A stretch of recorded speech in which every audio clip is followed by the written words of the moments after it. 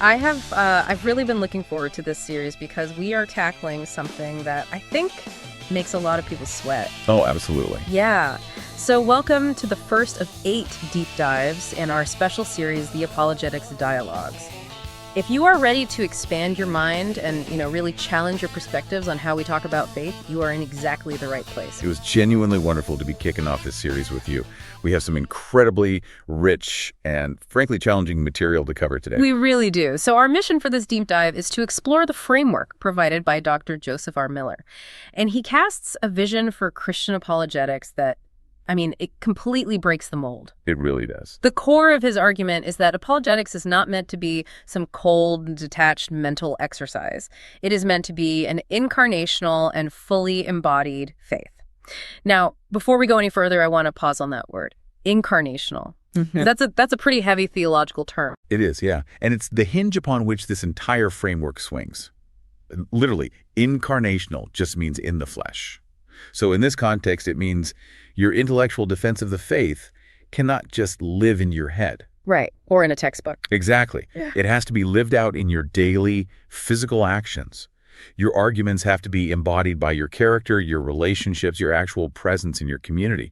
Because let's be honest, when you hear the word apologetics, what usually comes to mind for most people? Usually arguing. Right. It conjures up images of intense arguing, academic debates, maybe a really combative posture. But Dr. Miller's work reveals it to be deeply relational, proactive, and fundamentally community-driven. And let me just ask you, the listener, directly. Have you ever felt totally overwhelmed when trying to explain what you believe and why you believe it? Have you ever felt like you didn't have the right words, or you were worried about coming across as aggressive rather than helpful? I think we've all been there. Definitely. Well, today's deep dive is designed to be the ultimate shortcut to understanding how to navigate those complex conversations with genuine confidence and grace. It really is a framework that changes the entire posture of how you interact with people who see the world differently than you do. Okay, let's unpack this, because we need to start by addressing the elephant in the room, which is the word apology itself. Now, we all know that in the context of philosophy or theology, apologetics isn't about expressing remorse. Right. No one is saying sorry. Exactly. It isn't about saying, I'm sorry for my beliefs. Our audience is well aware of that.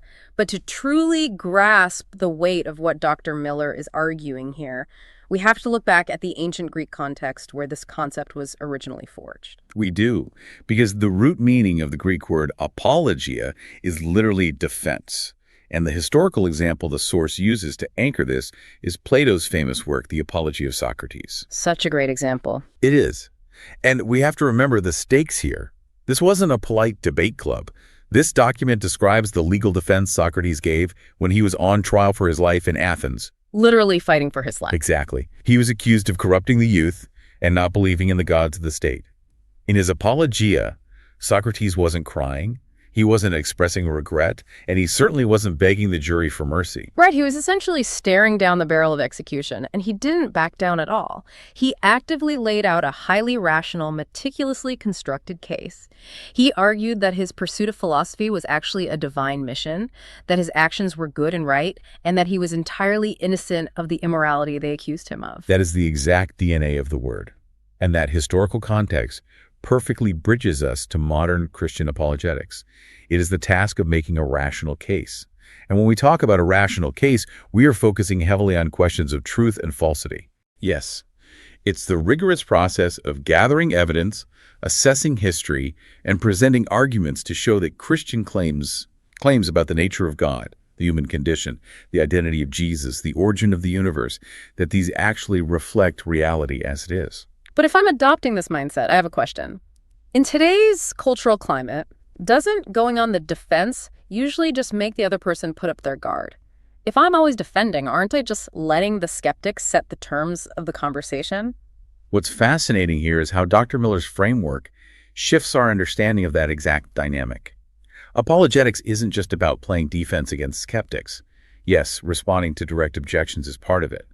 But the discipline is meant to be deeply proactive. Proactive, okay. It seeks to actively advance the truth of the Christian worldview over competing systems of thought, showing that it offers a more cohesive explanation of reality. So it's not just blocking punches, it's offering a better vision. We can see this vividly when we look at the philosophical tension surrounding objective values. The source points out that under a strict, naturalistic, atheist worldview, it is incredibly difficult to find a grounding for objective moral values. Right, because if we are simply accidental byproducts of a blind, unguided cosmic process, where do transcendent concepts of right and wrong actually come from? They don't. Many secular philosophers even concede that without a transcendent source, values are just biological imperatives or social constructs, which ultimately entails a universe without inherent objective meaning. Precisely.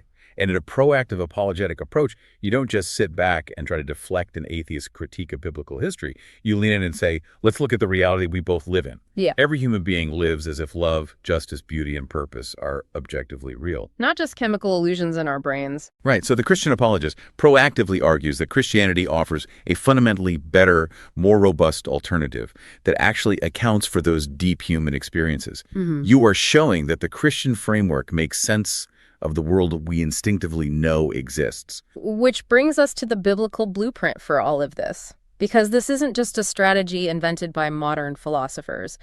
It is directly motivated by how the practice is presented in Scripture. Yes, the text is very clear on this. The primary mandate comes from Peter, specifically 1 Peter chapter 3, verse 15. It commands believers to honor Christ as holy, always being prepared to make a defense to anyone who asks for a reason for the hope that is in them, but to do it with gentleness and respect. And we cannot gloss over the historical context of that verse. Peter wasn't writing a textbook for comfortable scholars sitting in a Chiat library. Not at all. He was writing a letter to vulnerable, marginalized people who were actively facing severe state-sanctioned persecution.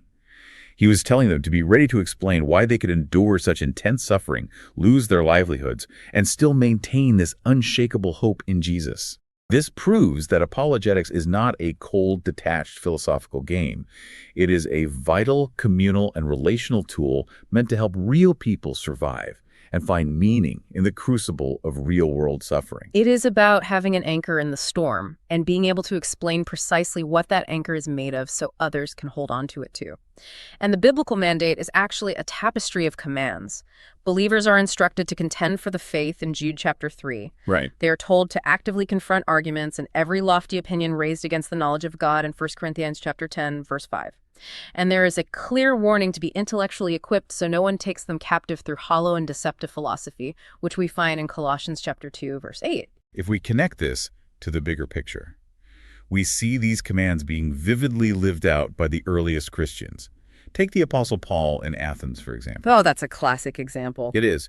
In Acts chapter 17, verses 16 through 34, Paul walks into the Areopagus.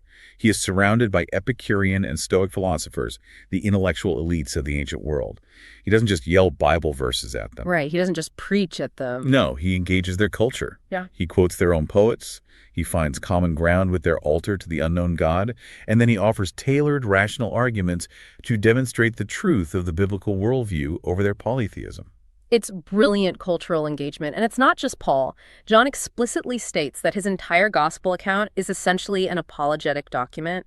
In John chapter 20, verses 30 through 31, he says he wrote these specific signs down so that the readers would believe that Jesus is the Christ, the Son of God, and that by believing they might have life in his name. The whole book is structured as evidence. Exactly, to persuade the reader's intellect and heart. But we have to look higher than Paul and John, because the ultimate model for this incarnational apologetic is not an apostle.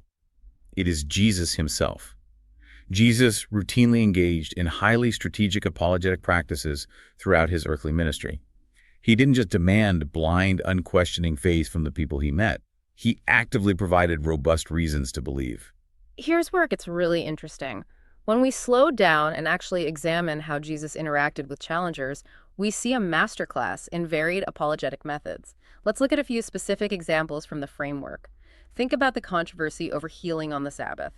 We see this in Matthew chapter 12, verses 9 through 14. The Pharisees are trying to trap him, asking if it's lawful to heal on the Sabbath, hoping to bring charges against him. And notice how Jesus responds. He doesn't just say, I am God, I do what I want. He offers a carefully constructed rational argument. He asks them, which one of you who has a sheep, if it falls into a pit on the Sabbath, will not take hold of it and lift it out? He forces them to see their own logical inconsistency. Exactly. If they value an animal's life enough to break their strict Sabbath rest, How much more valuable is a human being? He dismantled their legalism with basic logic. He does it again to counter a deeply malicious charge. In Mark chapter 3, verses 22 through 26, the scribes accuse Jesus of being possessed by Beelzebul, claiming he casts out demons by the prince of demons. It's a completely irrational accusation, and Jesus exposes it as such. He points out the logical absurdity of a kingdom being divided against itself. He argues that if Satan is rising up against himself to cast out his own demons, his kingdom cannot stand. It is coming to an end. It's the law of non-contradiction. Yes. Jesus uses the law of non-contradiction to show that their accusation makes zero intellectual sense. And he didn't just use defensive logic. He used the Socratic method to go on the offensive. He asked deeply probing questions to completely dismantle the underlying presuppositions of his audience. A perfect example is his interaction with the lawyer that leads to the parable of the Good Samaritan, found in Luke chapter 10, verses 25 through 37. The lawyer asks, "And who is my neighbor?" trying to justify his own narrow, prejudiced worldview. Jesus tells the story, but then he turns it back on the lawyer. He asks, which of these three, do you think, proved to be a neighbor to the man who fell among the robbers? He forces the lawyer to articulate the truth himself, bypassing his intellectual defenses and striking right at his moral conscience. But maybe my favorite example is how Jesus handled genuine doubt. We see this in Luke chapter 7, verses 18 through 23. John the Baptist is sitting in a dungeon. He is facing execution. This is a man who dedicated his entire life to preparing the way for Jesus, and now he is suffering. He sends his disciples to ask Jesus, "Are you the one who is to come, or shall we look for another?" The emotional weight of that moment is staggering. It really is. And how does Jesus respond to John's dark night of the soul? He doesn't send back a religious cliche. He doesn't rebuke John for lacking faith. He points directly to empirical evidence. Yes. He tells the messengers to go back and report what they've seen and heard. The blind receive their sight, the lame walk, lepers are cleansed, and the deaf hear. He gives John tangible, undeniable evidence that the messianic prophecies of Isaiah are being fulfilled right in front of them. He anchors John's wavering faith in objective reality. He does the exact same thing with his own disciples after the resurrection. In the upper room, they are terrified, thinking they are seeing a ghost. Look at Luke chapter 24, verses 39 through 40. Jesus doesn't ask them to just close their eyes and believe. He urges direct empirical observation. He says, "See my hands and my feet, that it is I myself. Touch me and see, for a spirit does not have flesh and bones as you see that I have." He offered his physical, resurrected body as the ultimate apologetic proof. When you look at all of these interactions collectively, a very clear incarnational picture emerges. Jesus constantly challenged people to compare his actions to objective truth. He tailored his intellectual approach to the person in front of him, using tight logic with the proud scholars and offering gentle, empirical comfort to the doubting and the grieving. It's brilliant. It wasn't just the words he spoke. It was the holy, fully embodied life he lived right in front of them that served as the ultimate defense of his claims. So what does this all mean? How does this apply to us today? Because if we aren't walking around performing physical miracles, how do we apply this incarnational framework? The material makes a crucial pivot here. While debating skeptics on a university stage is one aspect of apologetics, this discipline actually has two vital everyday roles for the rest of us: evangelism and discipleship. Let's examine evangelism first. Evangelism is the practice of proactively sharing the Christian message with non-Christians. And the reality is, when you present claims about a resurrected Savior, you're immediately going to encounter intellectual objections. People have legitimate questions. Right. If my neighbor says, "I just don't see any scientific evidence that God exists," or "there's no reliable historical proof that a man rose from the dead in the first century," I can't just tell them to pray harder. Exactly. In evangelism, apologetics is the tool you use to address those specific intellectual barriers. You present the cosmological arguments for God's existence, or you walk through the historical minimal facts concerning the resurrection. You aren't arguing them into the kingdom of heaven, but you are systematically removing those mental roadblocks so that the seed of faith actually has a clear patch of soil to take root in. You're clearing the path. But then we have discipleship. And honestly, this might be the most overlooked application of apologetics today. Discipleship is the ongoing practice of helping believers grow and mature. And anyone who has been a Christian for more than 5 minutes knows that spiritual growth naturally brings up intense doubts and concerns. It is inevitable. And those internal doubts act as massive practical barriers to spiritual maturity. This is where the incarnational community aspect of Dr. Miller's framework really shines. Apologetics isn't just a weapon for the unbeliever, it is a shield for the believer who is struggling. The examples here in the text are profoundly relatable. Think about a young believer sitting in a pew who suddenly starts agonizing over the fate of people in remote parts of the world who have never heard the name of Jesus, or someone grappling with the philosophical fairness of eternal punishment. Those are tough questions. Very tough. Or, perhaps most devastatingly, think of a devout, faithful believer who experiences a sudden, horrific personal tragedy, a terminal diagnosis, the loss of a child. Suddenly, the problem of pain and suffering isn't a textbook philosophical debate. It is a crushing reality, and they begin to deeply doubt if God is actually good or if he even cares. Those are the agonizing, real-world moments where apologetics has to be incarnational. When someone in your community is hurting and doubting like that, giving them a trite platitude like God works in mysterious ways is not just unhelpful. It can be incredibly damaging. It feels dismissive. Completely. They need a thoughtful, robust defense of the truth. They need someone to sit with them in the ashes, weep with them, and gently walk them through how the Christian worldview uniquely handles the reality of suffering and the promise of ultimate justice and redemption. They need a thinking, compassionate community. When a church regularly practices this kind of apologetics internally, it does so much. It increases the baseline confidence of the congregation. It inoculates believers against future intellectual challenges so they don't turn into full-blown crises of faith. And fundamentally, it provides a rational foundation for hope when the circumstances of life seem entirely hopeless. To synthesize Dr. Miller's powerful framework, Christian apologetics is far more than an academic sideline or a debate tactic. It is an essential incarnational discipline. It is firmly rooted in biblical commands and vividly modeled by Paul, John, and Jesus himself. It equips believers to rationally defend the truthfulness of their faith, to fiercely protect and nurture the spiritual growth of those within their own community, and ultimately to live a proactive, embodied life that beautifully and rationally persuades the world around them. It completely reframes how we view this calling. Which leads me to a final thought I want to leave you with today. We've seen how Jesus used apologetics in a way that was perfectly tailored to his audience. He shifted seamlessly from brilliant logic puzzles with hostile religious scholars to offering physical, empirical evidence to his grieving, doubting friends. So here's something to ponder as you go about your week. If Jesus used apologetics perfectly tailored to his audience, how much of modern apologetics struggles simply because we focus far more on trying to win an argument than taking the time to truly know and understand the person sitting across the table from us? That raises an important question about our own methods and motivations. If our apologetics isn't deeply relational and empathetic, is it truly modeled after Jesus? That is exactly the tension we need to be sitting in. And the good news is we are going to keep exploring these exact questions as we move forward in this series. I want to let you know that the theme for our next deep dive in the Apologetics Dialogues is going to be apologetic strategies and methods. We are going to get out of the theoretical and into the nuts and bolts of how to actually employ these techniques effectively in your daily conversations. It will be a very practical and enlightening continuation of the foundation we've laid here today. I cannot wait to get into it. And if you want to jump ahead and continue this learning journey right now, we warmly invite you to engage in a much deeper dialogue about incarnational apologetics directly with Dr. Joseph R. Miller. You can find his incredible resources, his writings, and reach out to him at his website. Just head over to morethancake.org. That is morethancake.org.